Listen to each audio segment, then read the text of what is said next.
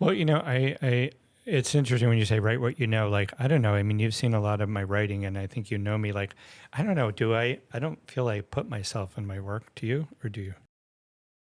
Yes, I do, but probably not in a way that you think. I think one of the things, just to maybe go back a little bit to when you started, you, I was kind of, I don't know if I've ever told you this, but I always felt like you had like the classic comic book supervillain origin story. Oh, that I did. You did, Uh-huh. yeah. And correct me if I'm wrong, but I remember you telling me that you spent, I think you had asthma or you had a illness when you were young. Yeah, that's my really, really bad. Not just And like right. yeah.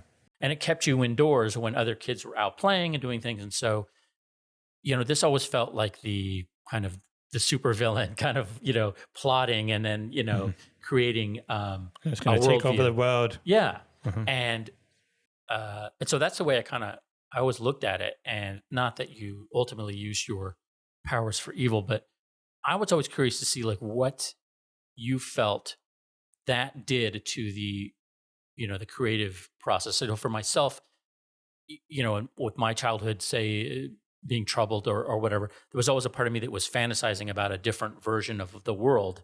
And so to me, that kind of made more sense. Okay, well, I was just trying to rewrite my life Mhm. somehow in a way, or solve problems that I was having through stories. But for you, I wonder, as you were sitting there in the room or wherever you were, seeing other kids play, like how did that affect your view, your worldview at all, really? Mhm. Well, I think in a way I kind of felt like that, in a metaphorical way, I had six brothers and sisters, and they would play in the backyard. They play kickball or football or, baseball or whatever, freeze tag, da da da.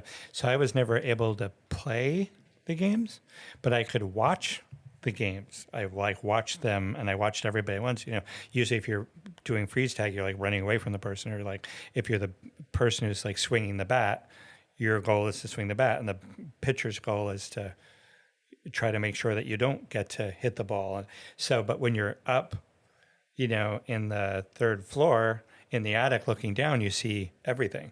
And so I think that, one could maybe make the argument that, I learned to look at everything instead of experiencing what maybe it is that I was looking at. So, Jim Shooter always writes about the person with these incredible powers that lose themselves completely in their powers, and it's the struggle to come back to humanity. Like, Beyonder is a perfect Right. example. Chris Claremont was always swapping genders, every genders, ages. It's like it was as if nobody could be comfortable in their own body and their own identity. Fabian Nicieza, it was always about the father killing the son or the son killing the father, or what it was always. But oddly enough, I think that most of the comic books that I write are all focused on these damaged individuals who their damage is what is essentially the superpower that they use to win. Right. And if that doesn't sound like me from 35,000 feet, like, No, it kind of does because another way of saying that is that you said this to me a million times. I mean, it's really writing from character, right? So anytime that a character makes a decision for you, that it's really based on all of these things, right? That's I think the key kernel of it.